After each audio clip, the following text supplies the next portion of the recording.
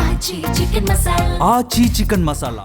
Details చూస్తే POCSO కేసులో బండి భగీరథ్ ను పేట్ బషీర్బాద్ పోలీస్ స్టేషన్ లో కాసేపట్లో విచారించనున్నారు. ఈ నేపథ్యంలో పోలీస్ స్టేషన్ దగ్గర టెన్షన్ వాతావరణం నెలకొంది. ముందస్తుగా నోటీసులు జారీ చేసిన పోలీసులు భగీరథ్ ను పేట్ బషీర్బాద్ పోలీస్ స్టేషన్ కు రావాలని సూచించారు.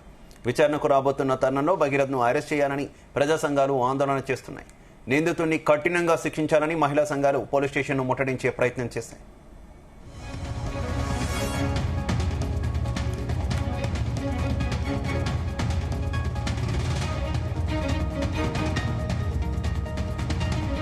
దీంతో స్పందించిన పోలీసులు నిరసనకారులను అరెస్టు చేశారు. ఈ సందర్భంగా పోలీసులకు నిరసనకారులకు మధ్య వాగ్వాదం చోటు చేసుకుంది.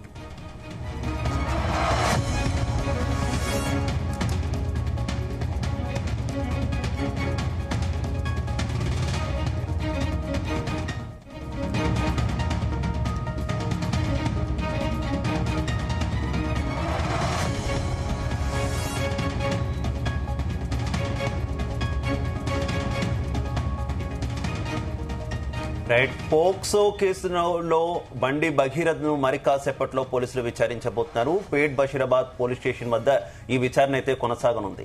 ఇక ఈ విచారణ నేపథ్యంలో మహిళా సంఘాలు భారీ ఎత్తున పేట్ బషీరాబాద్ పోలీస్ స్టేషన్ కు చేరుకున్నట్టు కూడా తెలుస్తుంది. నిందితుడిని కఠినంగా శిక్షించాలని వారంతా కూడా అక్కడ ధర్నా చేస్తున్నట్టు సమాచారం. ఇక ఈ విచారణకు సంబంధించి మరింత సమాచారం పేట్ బషీరాబాద్ పోలీస్ స్టేషన్ నుంచి మా crime bureau chief Ravi Teja live ద్వారా అందిస్తారు. రవితేజ, 2 గంటలకు పేట్ బషీరాబాద్ పిఎస్ ముందు హాజరవ్వాలని నోటీసులు ఇచ్చారు. ఒకటిగా అవస్థ ఉంది. ఇంకా గంట సేపట్లో బండి భగీరథ్ పేట్ బషీరాబాద్ పోలీస్ స్టేషన్కి చేరుకోవాల్సి ఉంది. పోలీసులు ఈ ఇన్వెస్టిగేషన్లో భాగంగా మీడియాకు అఫీషియల్ స్టేట్మెంట్ ఇచ్చినప్పుడు తను అందుబాటులో లేడు, ప్రస్తుతం పరారీలో ఉన్నాడు, అతను అందుబాటులోకి వస్తే డెఫినెట్గా అతని పైన చర్యలుంటాయి. ఈ కేసులో బండి భగీరథ్ మైనర్ అమ్మాయిపై లైంగిక వేధింపులకు పాల్పడినట్టు ప్రూవ్ అయితే మాత్రం డెఫినెట్గా చట్టపరమైనటువంటి చర్యలుంటాయంటూ కూడా డీసీపీ కుకట్పల్లి ఇప్పటికే ఈ కేసు ఇన్వెస్టిగేషన్ అధికారిగా రాష్ట్ర ప్రభుత్వం నియమించిన తర్వాత ఈ విషయాన్ని మీడియా ముఖంగా అధికారికంగా తెలియజేయడం జరిగింది. ఇప్పుడు మనం ప్రస్తుతం పేట్ బషీరాబాద్ పోలీస్ స్టేషన్లోనే ఉన్నాము.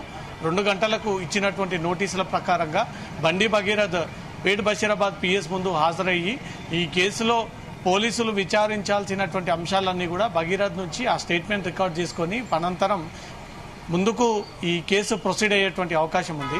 బండి భగీరథ్ని అరెస్ట్ చేయాలన్నట్టుగా ఇంతకుముందే పీడీఎస్యు, ఐఎఫ్టీయు, పీఓడబ్ల్యూ మహిళా కార్యకర్తలందరూ కూడా పోలీస్ స్టేషన్ ఆవరణలో కొద్దిసేపు ఆందోళన వ్యక్తం చేశారు. కేంద్ర మంత్రి కొడుకు కాబట్టే పోలీసులు ప్రభుత్వం తప్పించేటువంటి ప్రయత్నాలు చేస్తూ ఉంది. పోక్సో కేసులో ఎక్కడైనా నిందితుడికి నోటీసులు ఇచ్చినటువంటి అసలు సందర్భాలు ఉన్నాయా?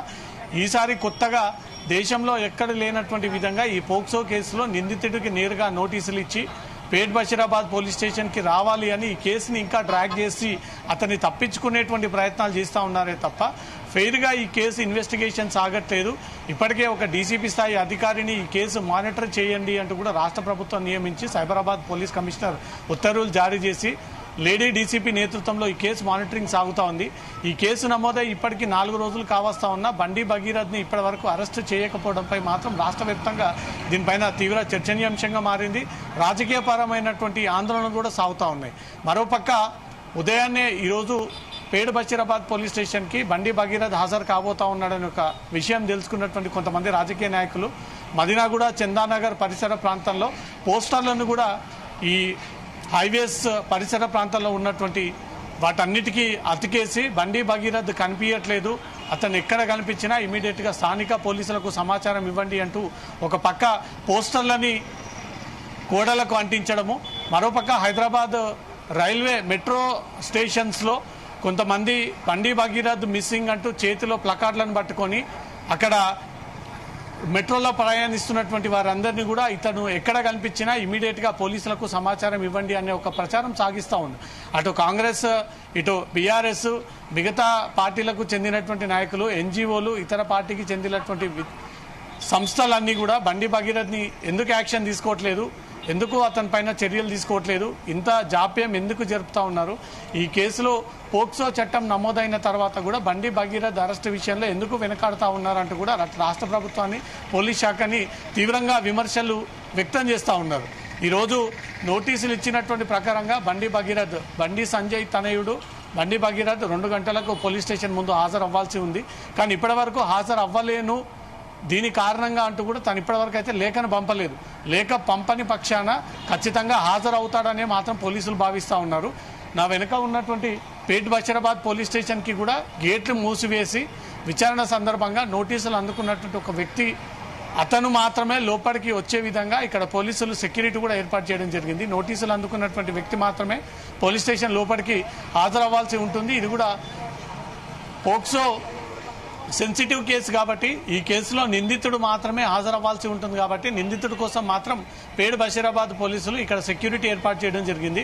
అతను తప్ప ఎవరు కూడా లోపలికి హాజరవ్వకుండా, ఎవరు కూడా ఈ కేసు విచారణని ఇబ్బందికి గురి చేయకుండా, ఆందోళన వ్యక్తం చేయకుండా, ఈ కేసు ఆటంకం కలిగించకుండా పకడ్బందీగా చర్యలు చేపడతా ఉన్నారు పోలీసులు.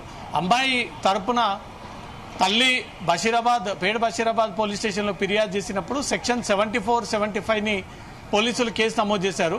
కానీ అమ్మాయి స్టేట్మెంట్ రికార్డ్ చేసుకున్న తర్వాత మల్టిపుల్ టైమ్స్ తనపై లైంగిక దాడికి పాల్పడ్డాడు భగీరథ్ అంటూ కూడా తనే ఒక స్టేట్మెంట్ ఇచ్చిన తర్వాత నిన్న ఇచ్చినటువంటి నోటీసుల్లో 74, 75తో పాటు కొత్తగా సెక్షన్ 5 క్లాస్ 1ని కూడా బిఎన్ఎస్ యాక్ట్ ప్రకారంగా దాంట్లో పొందుపరిచి నోటీసులు అందజేయడం జరిగింది. ఈ 74, 75 కంటే కూడా సెక్షన్ 5 చట్టం చాలా కఠినంగా భగీరథ్ పైన ప్రయోగం చేయబోతా ఉన్నారనేది మాత్రం క్లియర్గా అర్థమవుతుంది.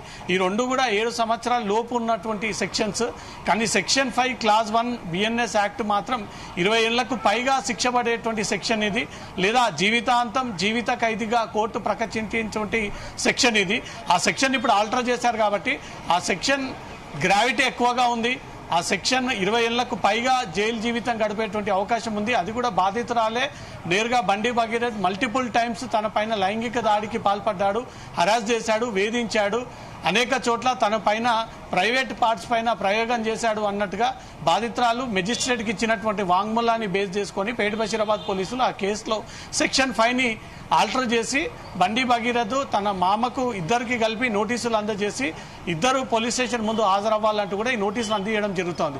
ఇప్పటికే దేశవ్యాప్తంగా బండి సంజయ్ యూనియన్ మినిస్టర్ కాబట్టి, కేంద్రంలో ఒక కీలకమైనటువంటి హోదాలో ఉన్నటువంటి వ్యక్తి కాబట్టి ఇక్కడ ప్రభుత్వాన్ని మేనేజ్ చేస్తూ ఉన్నాడు, పోలీసులను మేనేజ్ చేస్తూ ఉన్నాడు.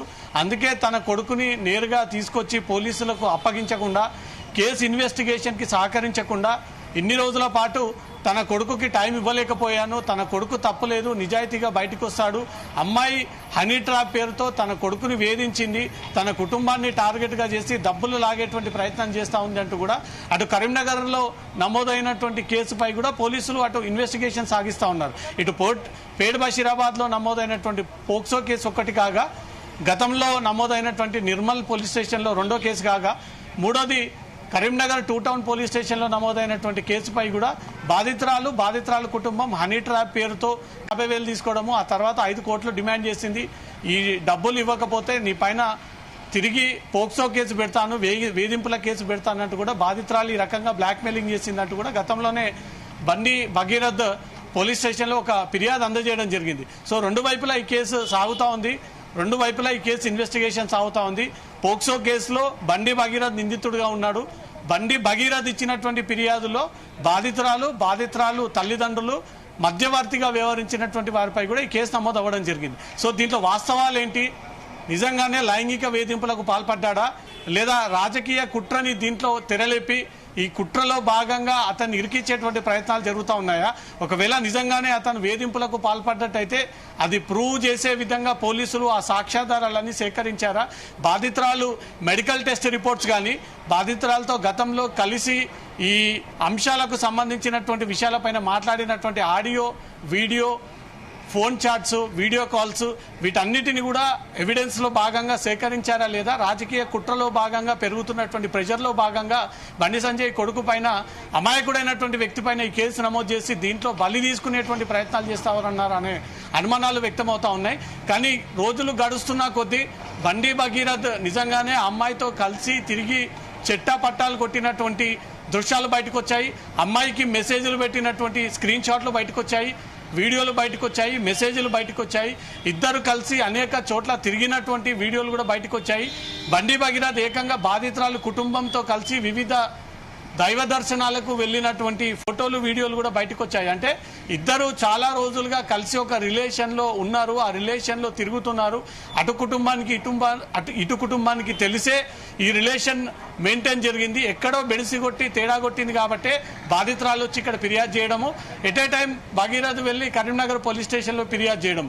ఈ కేసు ఇప్పుడు దేశవ్యాప్తంగా తీవ్ర చర్చనీయాంశంగా మారింది. ఎందుకంటే ఒక యూనియన్ మినిస్టర్ కొడుకు పోక్సో కేసులో ఇరుక్కుపోయాడు, కేసు నమోదైంది, అరెస్ట్ చేయట్లేదు, జాప్యం చేస్తా ఉన్నారు. కాంగ్రెస్ ప్రభుత్వం సహకరిస్తా ఉంది, పోలీసులు కూడా ఈ కేసును నీరుగార్చేటువంటి ప్రయత్నాలు చేస్తా ఉన్నారు. ఒక విమర్శలు వ్యక్తమవుతా ఉన్నాయి. కాబట్టి ఈ రోజు హాజరైన తర్వాత పోలీసులు ఏ రకంగా ముందుకు వెళ్ళబోతా ఉన్నారనే దానిపై మరి కాసేపట్లో ఒక క్లారిటీ రాబోతా ఉంది. శివ, అయితే ప్రస్తుతం బండి భగీరథ విచారణ సమయంలోనే అలాగే బాధితురాలు కూడా విచారణ కలిపి ఏమైనా విచారించేటటువంటి అవకాశం ఏదైనా ఉందా? అలాగే బాధితురాలు ఇప్పటివరకు కూడా వారి కుటుంబ సభ్యులు కావచ్చు ఎవరు కూడా బయటకు వచ్చి ఏ రకమైనటువంటి ప్రకటన కూడా చేసినటువంటి పరిస్థితి లేదు. దీని వెనక కొన్ని అనుమానాలను అయితే ఇటు బండి సంజయ్ కూడా వ్యక్తం చేసినటువంటి సిచ్యువేషన్ మనం చూసాం కదా. ఏం జరుగుతుంది అనుకోవాలి మొత్తం వ్యవహారంలో? సాధారణంగా ఈ రేప్ కేసుల్లో కానీ, లైంగిక వేధింపుల్లో కేసులో కానీ, లేదా సోషల్ మీడియా అబ్యూజింగ్ కానీ, సోషల్ మీడియా ద్వారా స్టాక్ చేయడం కానీ, సైబర్ క్రైమ్ కేసులలో మాత్రమే ఇటు బాధితురాలి ఈ కేసులో నిందితులని పోలీస్ స్టేషన్కి పిలిపించి ఇద్దరిని విడివిడిగా క్వశ్చన్ చేసి వాళ్ళ నుంచి వాంగ్మూలం తీసుకుంటారు. ఇవి సాధారణంగా రొటీన్గా జరిగేటువంటి కేసెస్. కానీ పోక్సో కేసులో బాధితురాలు ఐడెంటిటీ ఎక్కడ రివీల్ అవ్వద్దు, బాధితురాలు మూడో కంటికి కనిపించకూడదు, ఆమెను నేరుగా పోలీస్ స్టేషన్కి పిలిపించి విచారించకూడదు అంటూ కూడా పోక్సో కేసులో సుప్రీంకోర్టు గైడ్ లైన్స్ ఉన్నాయి. బాధితురాలు ఎక్కడ ఉంటుంది అంటే హాస్పిటల్లో కానీ, ఇంట్లో కానీ, భరోసా సెంటర్లో కానీ, రెస్క్యూ హోమ్స్లో కానీ వివిధ కేసులలో ఈ చట్టాన్ని ఖచ్చితంగా పోలీసులు రూల్ ప్రకారంగా ఫాలో అయ్యి ఎక్కడ బాధితురాలు ఉంటుందో ఆ పోక్సో చట్టానికి గురయ్యి, పోక్సో లైంగిక దాడికి గురయ్యి తను ఎమర్జెన్సీ హాస్పిటల్లో కానీ, లేదా భరోసా సెంటర్లో కానీ, లేదా రెస్క్యూ హోమ్స్లో కానీ ఉన్నప్పుడే నేరుగా పోలీసులు అక్కడికి వెళ్ళి బాధితురాలు మెజిస్ట్రేట్ నేతృత్వంలో పోలీసులు ఆ బాధితురాలి స్టేట్మెంట్ తీసుకోవాల్సి ఉంటుంది. మిగతా కేసులన్నీ డిఫరెంట్గా ఉంటాయి. పోక్సో కేసులో మాత్రం బాధితురాలి యొక్క స్టేట్మెంట్ పోలీస్ స్టేషన్కి పిలిపించి ఇటు నిందితుడిని ఇటు బాధితుడిని ఒకే దగ్గర కూర్చోబెట్టి విడివిడిగా స్టేట్మెంట్ తీసుకునేటువంటి అవకాశం ఈ కేసుల్లో చాలా తక్కువ సందర్భాలు. ఇప్పుడు పోక్సో కేసు నమోదైంది, అమ్మాయి మైనర్ కాబట్టి మేజర్ అని నిందితుడు తరపున ఆరోపణలు వ్యక్తమవుతా ఉన్నాయి. మైనర్ అంటూ మాత్రం తన తల్లి వచ్చి నేరుగా పోలీస్ స్టేషన్లో ఆ ఫిర్యాదు అందించింది, వివరాలు అందించింది. బాధితురాలు తాలూకా ఆధార్ కార్డులు, ఎలక్షన్ ఓటర్ కార్డు, తన బర్త్ సర్టిఫికేటు, గతంలో మీ సేవలో నమోదు చేసుకున్నటువంటి సర్టిఫికేట్స్ అన్ని కూడా బాధితురాలు తల్లి పోలీస్ స్టేషన్లో ఇచ్చింది. ఇప్పటి వరకు యాజ్ పర్ పోలీస్ ఇన్వెస్టిగేషన్ ప్రకారంగా బాధితురాలు మైనర్ గానే పోలీసులు భావిస్తా ఉన్నారు. ఎందుకంటే నిన్న భగీరథ్కి ఇచ్చినటువంటి నోటీసులో పోక్సో కేసు భగీరథ్ పైన మేము నమోదు చేశాము. పోక్సో కేసు నమోదు చేయడం అంటే బాధితురాలు మైనర్ కాబట్టే పోలీసులు పోక్సో కేసు నమోదు చేస్తారు. ఆ పోక్సో కేసు భగీరథ్ పైన నమోదు చేశాము. ముందుగా 74, 75 సెక్షన్ కింద నమోదు చేశాము. కానీ తర్వాత బాధితురాలు ఇచ్చినటువంటి స్టేట్మెంట్ తర్వాత సెక్షన్ 5 క్లాస్ 1 కింద కొత్త సెక్షన్ ని ఆల్టర్ చేసి ఆ సెక్షన్ అతని పైన ఇంప్లిమెంట్ చేసే విధంగా పోలీసులు ఆ నిర్ణయాన్ని తీసుకొని ఆ సెక్షన్ ని దాంట్లో మెన్షన్ చేసి భగీరథ్కి నోటీసులు ఇవ్వడం జరిగింది. ఇప్పటి వరకు పోలీసులు జరిపినటువంటి దర్యాప్తులో ఇప్పటి వరకు పోలీసులు సేకరించినటువంటి వివరాల్లో తల్లి సమర్పించినటువంటి ఆధారాల్లో ఖచ్చితంగా ఆ బాలిక మైనర్ అమ్మాయే అంటూ మాత్రం పోలీసుల అంచనా. పోలీసులు పక్కాగా ఆ విషయాన్ని తేల్చారు. ఎందుకంటే నేను ఇచ్చినటువంటి నోటీసుల ప్రకారంగా పోక్సో చట్టం భగీరథ్ పైన నమోదు చేశాము, సెక్షన్ 5 కూడా ఆల్టర్ చేశామంటే పోలీసుల ఇన్వెస్టిగేషన్ ప్రకారంగా ఆ బాధితురాలు మైనర్ అనేది మాత్రం క్లియర్గా తెలియదు. కానీ పోక్సో చట్టం నమోదైనప్పుడు బాధితురాల్ని నేరుగా పోలీస్ స్టేషన్కి పిలిపించి విచారించాలి అనే రూల్ లేదు. కాబట్టి మిగతా కేసులో బాధితురాల్ని నిందితురాల్ని పిలిపించి ఇక్కడ స్టేట్మెంట్ రికార్డ్ చేసుకోవచ్చు. కాబట్టి పోక్సో చట్టంలో మాత్రం మూడో కంటికి అమ్మాయి ఐడెంటిటీ రివీల్ అవ్వద్దు, మూడో కంటికి బాధితురాలు కనిపించకూడదు. ఎక్కడ కూడా మెయిన్ మీడియాలో, సోషల్ మీడియాలో, ఇతర ప్లాట్ఫామ్స్ లో మైనర్ అమ్మాయి యొక్క ఫోటో కనిపించకూడదు, ఐడెంటిటీ రివీల్ అవ్వద్దు. ఆమె పేరు కానీ, ఆమె ఏజ్ కానీ, ఆమె మొబైల్ నెంబర్ కానీ, ఇంటి అడ్రస్ కానీ, కనీసం ఆమె తాలూకా వివరాలు కూడా ఎక్కడ ప్రచారం చేయకూడదు, ఐడెంటిటీ బయటికి రివీల్ అవ్వద్దు అంటూ కూడా గతంలో సుప్రీంకోర్టు చెప్పింది.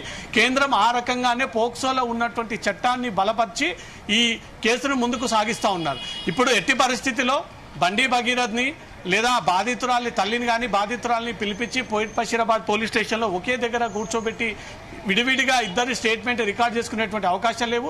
పోక్సో కేసులో ఆల్రెడీ మెజిస్ట్రేట్ ముందు బాధితురాలు ఒక స్టేట్మెంట్ ఇప్పించారు. పోలీసుల నేతృత్వంలోనే సాగింది. మెజిస్ట్రేట్ ముందు క్లియర్ గా బాధితురాలు మల్టిపుల్ టైమ్స్ భగీరథ్ అనే వ్యక్తి ప్రేమ పేరుతో పెళ్లి పేరుతో తన కుటుంబంతో కొంత ఫ్రెండ్షిప్ మెయింటైన్ చేసి మల్టిపుల్ టైమ్స్ తన లైంగిక దాడికి పాల్పడ్డాడు అంటూ కూడా బాధితురాలు ఇచ్చిన స్టేట్మెంట్, దాంతోపాటు మెడికల్ సర్టిఫికేట్ కూడా ఆ బాధితురాల నుంచి తీసుకున్నటువంటి శాంపుల్స్ ప్రకారంగా వచ్చినటువంటి సర్టిఫికేట్ ని బేస్ చేసుకొని అమ్మాయి పైన నిజంగానే లైంగిక వేధింపులు జరిగాయి, లైంగిక దాడి జరిగింది, అది బండి భగీరథే అని బాధితురాలే చెప్తా ఉంది. కాబట్టి బండి భగీరథ్ పైనే సెక్షన్ 5 ఆల్టర్ చేసి అతనే మల్టిపుల్ టైమ్స్ లైంగిక దాడికి పాల్పడ్డాడు అనేది పోలీసులు ఇచ్చినటువంటి నోటీసుల ప్రకారంగా ఈ చట్టం చెప్తా ఉంది. సో ఇద్దరిని విచారించేటువంటి అవకాశం లేదు. బండి భగీరథ్ ని ఈ రోజు విచారించాల్సి ఉంది. ఇప్పటికే బాధితురాలి స్టేట్మెంట్ కూడా రికార్డ్ చేసుకున్నారు. భగీరథ్ 2 గంటల లోపు పోలీస్ స్టేషన్ కు వచ్చి తన స్టేట్మెంట్ ఇచ్చి తన ఇన్వాల్వ్మెంట్ ఏంటి అని ఆ వివరాలు అందజేసిన తర్వాత పోలీసులు నిజం చెప్తా ఉన్నాడా తప్పు చెప్తా ఉన్నాడా అని దాన్ని వెరిఫై చేసి నిజంగానే అతను తప్పు చేసినట్టు ప్రూవ్ అయితే మాత్రం ఇమీడియట్ గా ఈ రోజు బండి భగీరథ్ ని అరెస్ట్ చేసి మెజిస్ట్రేట్ ముందు హాజరుపరిచేటువంటి అవకాశం ఉంది. Shiva, right, okay, thank you.